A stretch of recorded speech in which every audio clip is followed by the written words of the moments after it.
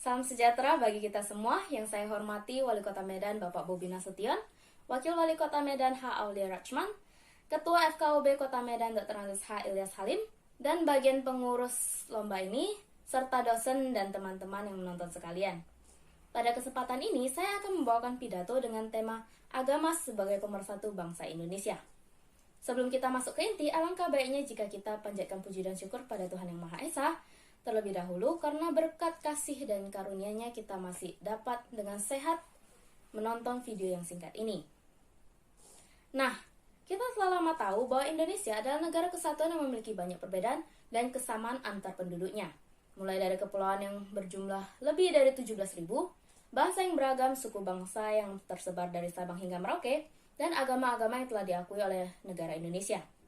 Keberagaman-keberagaman ini sudah lama menemani bangsa Indonesia sejak zaman dahulu kala.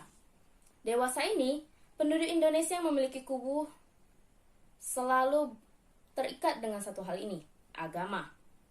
Agama di Indonesia ada 6, yaitu agama Islam, agama Kristen Protestan, Kristen Katolik, Hindu, Buddha, dan Konghucu. Secara sadar atau tidak, agama tidak menyebabkan kubu-kubu ini.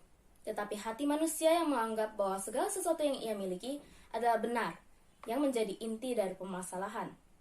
Pada dasarnya, agama berasal dari bahasa Sanskerta, yaitu a yang berarti tidak, dan gama yang berarti berantakan, kekacauan, dan ketidakaturan. Agama ada sebagai pedoman hidup agar manusia tidak hidup dalam ketidakaturan, dan bukan membawa manusia menjadi makhluk yang kebenarannya absolut. Banyak pandangan yang berbeda terhadap agama. Contohnya adalah Einstein, sang penemu teori relativitas yang menjadikan ilmu pengetahuan berkembang. Beliau mengatakan bahwa ilmu pengetahuan tanpa agama adalah pincang, dan agama tanpa ilmu pengetahuan adalah buta.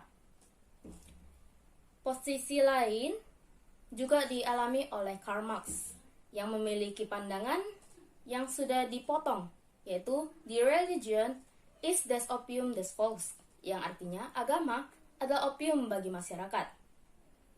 Namun, potongan tidak lengkap ini sering diartikan sebagai Tuhan adalah candu, padahal yang ditujukan adalah agama lain yang membuat candu.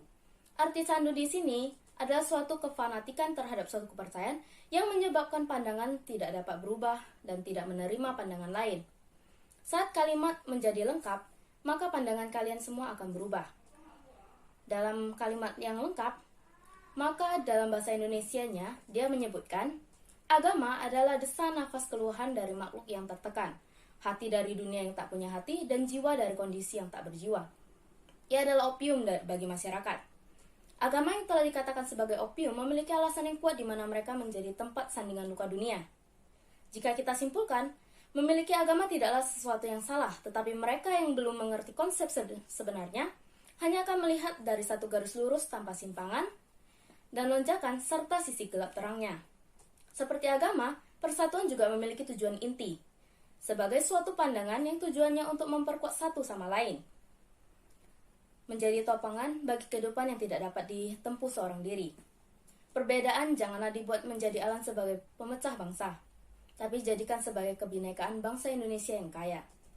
Sebagai pemuda Indonesia, penerus bangsa, hal-hal seperti kefanatikan harus kita hindari demi menjaga persatuan Indonesia yang telah ada sejak 76 tahun lalu atau bahkan sebelum Indonesia merdeka.